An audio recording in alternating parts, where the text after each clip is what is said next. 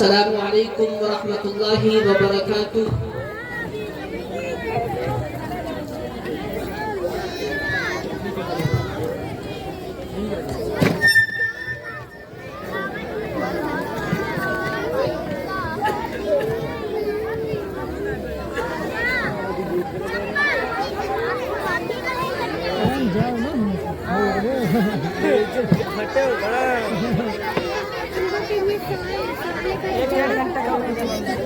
السلام علیکم ورحمۃ اللہ وبرکاتہ۔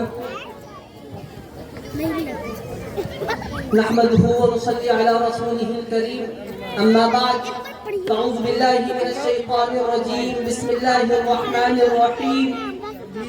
وَأَمَّا بِنِعْمَةِ رَبِّكَ فَحَدِّثْ، صدق اللہ العظیم۔ حضرات، ہم سب سے پہلے اللہ رب العزت کے شکر گزار ہیں کہ آج ہم اپنے محبوب ادارہ مدرسہ نور العلوم بھنڈیا کا سالانہ عظیم الشان اجلاس عام منعقد کر رہے ہیں۔ یہ وہ ادارہ ہے جس کو ہمارے بزرگوں نے تقریباً 45 سال قبل ایجاد کیا تھا، جب ہی دن بدن ترقی کر رہا ہے۔ فللہ الحمد والشکر۔ عزیزان گرامی، 2023 سے جب سے آپ حضرات نے بندے پر اعتماد کر کے اس کی باب کو اس عاجز کے گلے میں ڈالی ہے، اسی وقت سے ادارہ اپنے اکابر علماء و اساتذہ کے مشورے سے کام کر رہا ہے۔ بالخصوص ہمارے علاقے کے مشہور عالم دین، جید عالم دین حضرت مولانا سعید الرحمن صاحب نعمانی کی ہر موڑ پر سرپرستی حاصل ہے ہمارے اس محبوب ادارے کو، جو کہ آج ہمارے سامنے تشریف فرما ہے، اور یہ پورا علاقہ حضرت سے اچھی طرح سے واقف ہے۔ تعارف کے حضرت تو بالکل محتاج نہیں ہے۔ یہ بھنڈیا بھی حضرت کے لیے کوئی نیا کام نہیں ہے۔ بھنڈیا حضرت کی نگاہ میں، نوجوانی کے عالم میں، اس بھنڈیا میں جب آپ نوجوانی میں قدم رکھا، بدعات کا گڑھ تھا یہ پورا علاقہ۔ حضرت کی محنتوں سے تاجیہ داری یہاں سے ختم ہوئی، تو حضرت کی بڑی محنتیں ہیں، اور خود ہمارے گھروں میں بھی، ہمارے خاندان میں بھی تاجیہ داری تھی۔ حضرت نے پورے علاقے میں الحمدللہ جو محنت کی، وہ محنت چھپانے سے چھپ نہیں سکتی ہے۔ اور اسی طرح ہمارے استاذ محترم مشفق و مربی حضرت مولانا عظمت اللہ صاحب، استاذ حدیث و تفسیر جامعہ خیر العلوم بورگاؤں خرد کھنڈوا کی مکمل تعلیمی نگرانی حاصل ہے۔ ہر ماہ تعلیمی رپورٹ معلوم کرنا اور خامیوں پر، غلطیوں پر تنبیہ کرنا، یہ ہم خدام کے لیے کامیابی کا ذریعہ ہے۔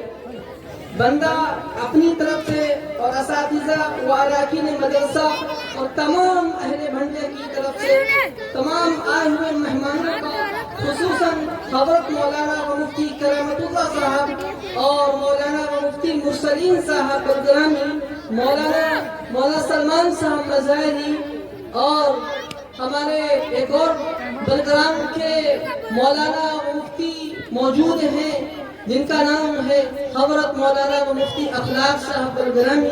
آج ہماری اس مجلس کے یہ حضرت بھی رونق بنے۔ اللہ ان تمام علماء کی آمد کو ہمارے لیے کامیابی کا ذریعہ بنائے، آمین۔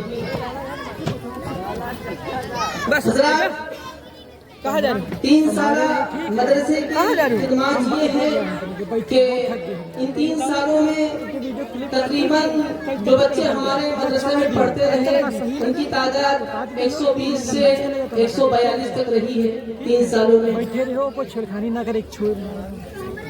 اس میں ان 3 سالوں میں 31 طلباء و طالبات نے ناظرہ قرآن کریم مکمل کیا، جن کو آج سند سے بھی نوازا جائے گا، اور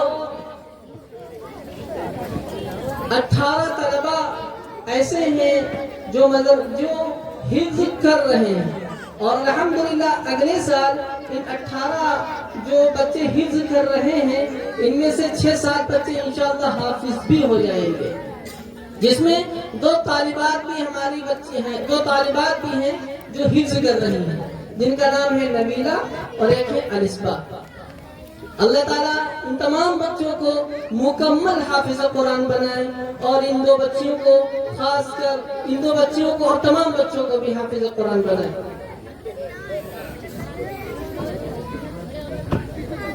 ہمارے اس مدرسے میں ان 142 بچوں کو سنبھالنے کے لیے جو اسٹاف ہے وہ ہے 6 لوگوں کا، 6 جس میں سے مرد بھی ہیں اور خواتین بھی ہیں۔ دوسری بات یہ کہ اس پورے سال میں ہمارے ادارے کا جو خرچ آیا ہے وہ تقریباً ہے 4,13,224 روپے، 4,13,224 روپے، اور آمدنی جو ہوئی ہے 3,72,804 روپے۔ اب اگر اس کو گھٹاتے ہیں، مائنس کرتے ہیں، تو خسارے میں جو مدرسہ آتا ہے وہ ہے صرف 40,430 روپے۔ الحمدللہ گزشتہ سال سے اس سال ہم کم خسارے میں ہیں۔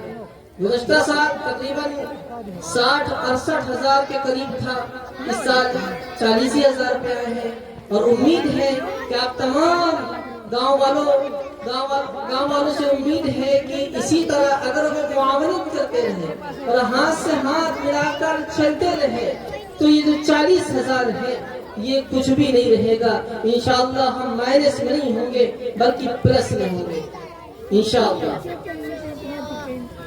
اور میں اپنے تمام گاؤں والوں کا اور خاص کر ہمارے وہ نوجوان بچے جو ہمارے اور ہمارے مدرسے کے ہر موڑ پر ہر کام پر کھڑے رہتے ہیں، ہم وقت تیار رہتے ہیں کہ مدرسے سے کب بلایا ہے اور ہم کب مدرسے کی خدمت کریں۔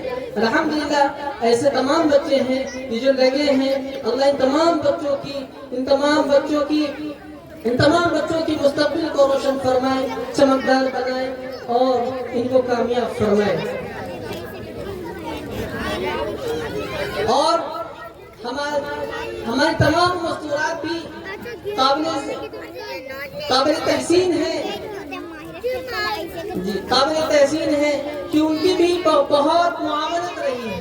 ہمارا یہ جو فیس کے علاوہ جو ٹوکن چلتا ہے 10 روپے کا، اس میں خاص کر ہماری تمام مستورات کا دخل ہے۔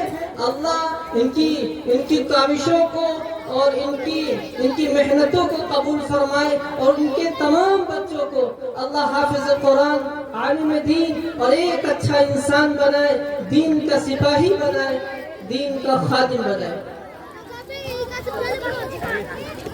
اب ہمارے جو منصوبے ہیں اگلے سال کے اور جو عزائم ہیں وہ کیا ہیں، وہ غور سے سنیں۔ اگلے سال کا جو عزائم ہے، ہمارے مدرسے میں قرأت کی کوئی مستقل کلاس نہیں ہے جس سے ہم اپنے بچوں کو اچھا لہجہ بتا سکیں، اچھے لہجے میں قرآن کریم کی تلاوت کرا سکے، سکھا سکے، ایسے کوئی مستقل کلاس نہیں ہے۔ اس کی وجہ کیا ہے کہ وہاں پر جہاں یہ ادارہ چلتا ہے، یہ جامع مسجد روڈ کے اوپر جو جامع مسجد ہے یہاں پر مدرسہ چلتا ہے اور اس مدرسے میں صرف ایک ہال ہے. اس ہال کے اندر ہمارے بچے رہتے بھی ہیں, سوتے بھی ہیں اور پڑھتے بھی ہیں, اسی میں کھاتے بھی ہیں. اور صبح جو پرائمری کی کلاسز لگتی ہیں وہ مسجد کے صحن میں اور 3 شیڈ کا انتظام کیا گیا ہے. 2 کلاسز 3 کے شیڈ میں لگتی ہیں. اب یہ بات تو واضح ہو جاتی ہے, یہ سب پورے گاؤں والے اچھے طریقے سے جانتے ہیں کہ یہ جگہ ہمارے لیے ناکافی ہے. اس کے لیے ہم کئی مہینوں سے دوڑ رہے ہیں اور فکر کر رہے ہیں, لوگوں سے کہہ بھی رہے ہیں کہ اب یہ جگہ مدرسے کے لیے ناکافی ہے, اس میں کام نہیں چلنے والا.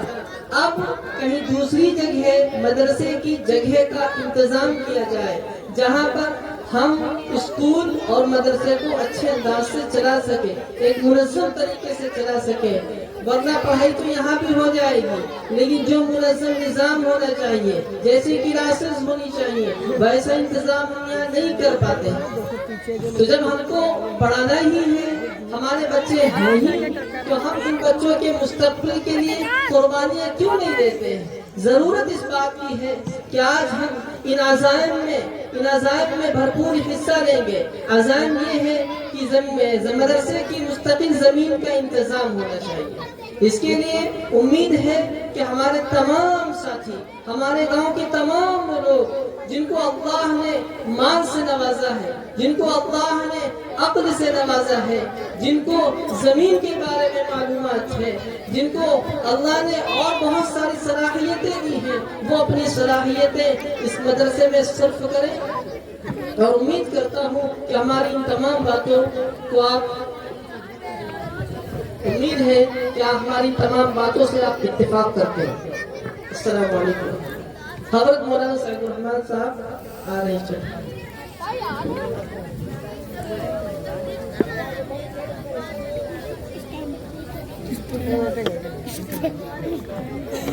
بند